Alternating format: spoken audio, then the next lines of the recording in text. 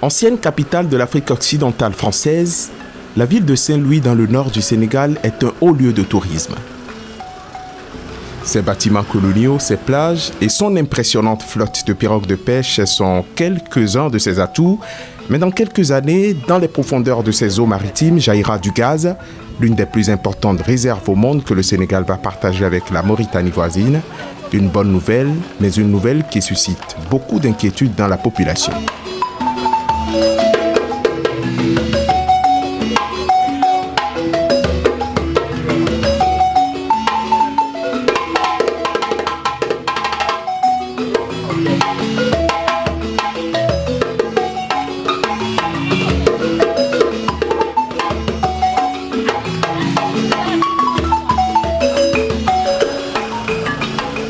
À Guet Ndar, célèbre quartier de pêcheurs de Saint-Louis, les habitants savent qu'ils sont en sursis.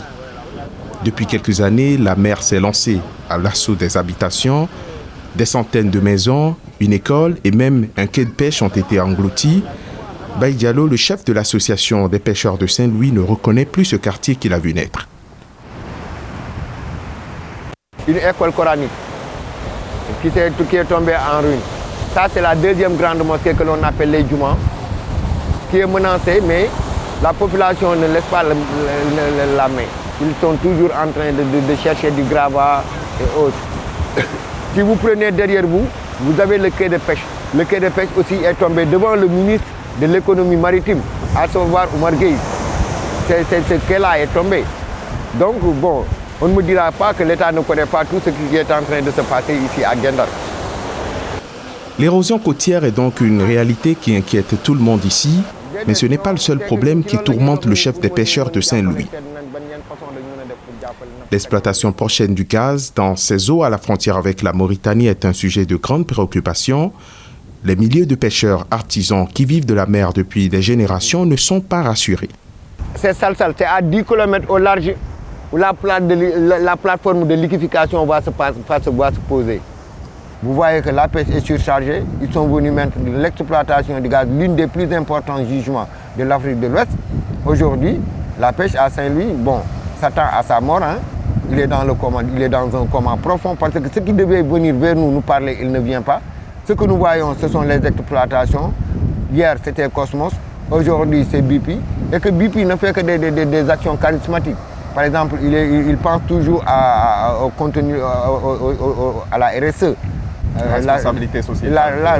La responsabilité sociétale d'entreprise, qui est presque une aumône. Mais nous attendons plus que ces aumônes-là, parce que c'est dans nos champs où ils ont trouvé ce gisement de gaz-là. Qu'est-ce qu'ils préfèrent pour nous compenser? Pas dans vos champs, en mer. Si c'était des champs, si c'était à terre, on allait dire notre champ. Donc, je ne vois pas de quoi à varier sur ça. Par exemple, parce que nous, la mer, c'est notre champ. Mamlatir Fall, coordonnateur de la coalition Publiez ce que vous payez à Saint-Louis, attend toujours des précisions sur le projet des autorités pour cette population de pêcheurs. Le gaz, c'est, comme on dit, c'est l'exploitation offshore, c'est-à-dire qu'en plus de 120, aux environs de 120 km à l'intérieur de la mer. Et donc, fatalement, les pêcheurs seront les premiers impactés. Et eux, ils sont inquiets. Parce que, bon, on leur dit que demain, déjà dans l'exploitation offshore, il y a des zones d'exclusion. Ils ne pourront pas aller pêcher là-bas. Et il n'y a rien de prévu maintenant à leur niveau pour compenser leur éventuelle perte. Et souvent, c'est dans nos ateliers, nous nous rendons compte qu'ils tournent en rond parce qu'ils n'ont pas encore d'engagement ferme sur leur avenir. Il faut trouver un fonds de compensation. Eux, ils maîtrisent parce que contrairement à ce que les gens croient, eux, ils savent combien de nombre de pirogues qui vont en mer, quand ils reviennent économiquement, ce que valent leur prise et tout. Donc, il y a une base de travail pour éventuellement demain travailler sur des compensations. Et ça, je pense que vraiment, il faudrait aller. Effectivement, le gaz appartient à tout le Sénégal, mais les premiers impactés sont là. Il faudrait d'abord, c'est normal, c'est compréhensible qu'ils aient un traitement de faveur. Si à Saint-Louis, on se prépare à l'exploitation du gaz, dans le sud du Sénégal, c'est un autre projet minier qui polarise toutes les attentions. Sous ce paysage verdoyant du petit village de Niafran dans la région de Ziguinchor se trouve un gisement de zircon. Depuis 2014, le gouvernement a octroyé une licence d'exploitation à une compagnie australienne, mais dans le village, une bonne partie de la population ne veut pas en entendre parler. Là, nous sommes sur la place de Niafran, comme vous le voyez. Nous avons traversé une forêt de mangroves pour arriver maintenant à cet endroit qu'on appelle le Grand Bolon.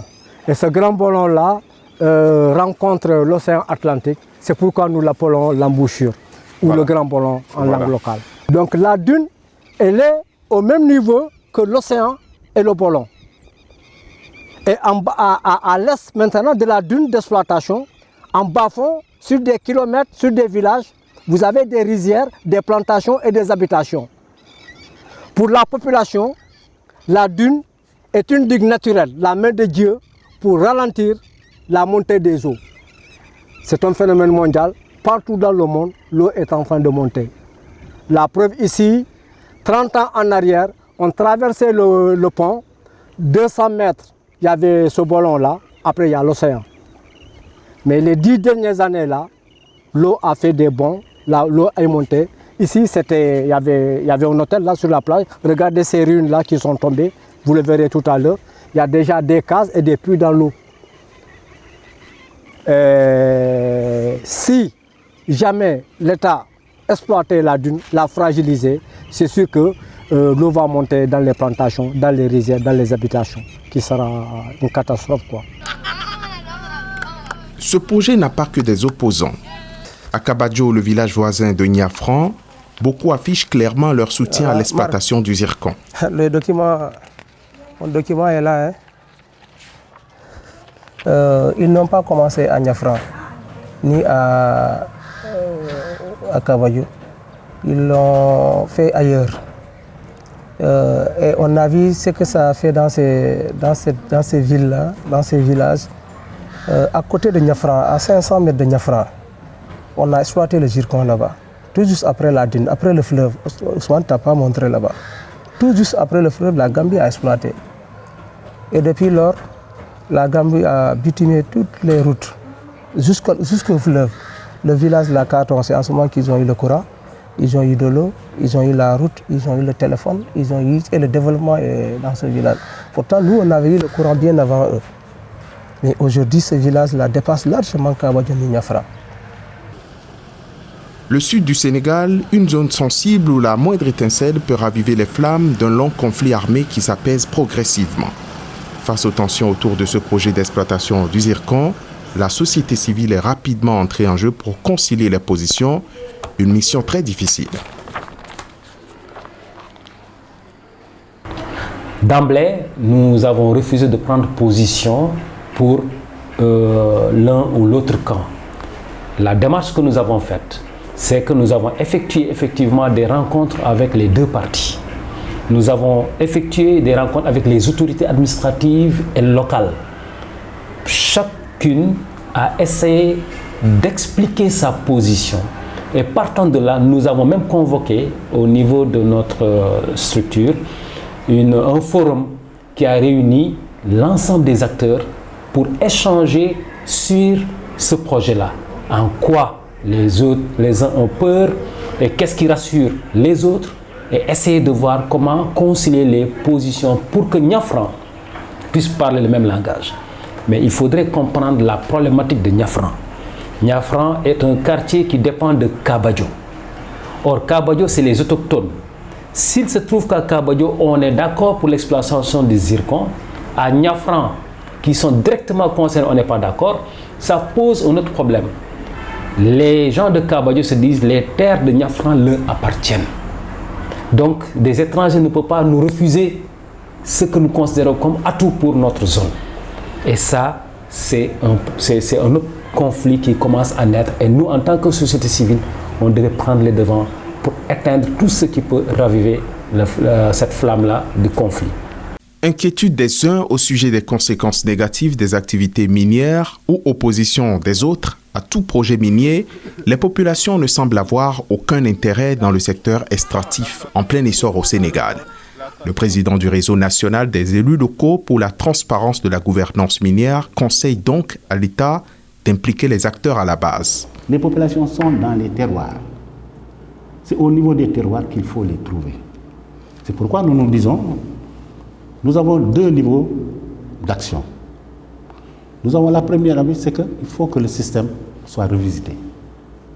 Si le système est revisité et qu'on nous écoute, qu'on écoute tout le monde, tous les acteurs, je ne dis pas seulement les élus, parce que les élus ne sont qu'une partie des acteurs, mais ceux qui sont là, qui habitent les lieux, les paysans qui perdent leurs terres, les machins qui ont été délocalisés. Vous avez été dans le département, vous voyez des villages qui ont été délocalisés, qui sont allés habiter dans une autre commune. En y amenant quoi? On leur donne juste un site pour construire et habiter. Est-ce qu'ils viennent avec leurs champs? Est-ce qu'ils viennent avec leur bétail? Est-ce qu'ils viennent avec tout ce qu'ils avaient appris de leurs ancêtres pour occuper l'environnement? Ça demandait au moins une discussion, un dialogue entre les parties. Dans cette affaire-là, nous disons, et c'est là qu'on est porte-étendard, il faut qu'on sensibilise les gens. Il faut qu'on leur demande de venir participer à cette discussion. Mais comme tout le monde ne peut pas être autour d'une table, nous demandons à l'État, si vous discutez de ces questions, il y a des gens qui ont reçu mandat de leurs concitoyens pour parler en leur nom. Mais invitez ces gens-là. Et ne me dites pas qu'en invitant l'association des maires ou le machin truc, vous invitez les élus. Les élus, c'est plusieurs strates. Parcourir les sites miniers du Sénégal et donner la parole aux personnes impactées par les activités extractives, un exercice qui révèle l'extrême vulnérabilité des populations face aux compagnies minières soutenues par l'État.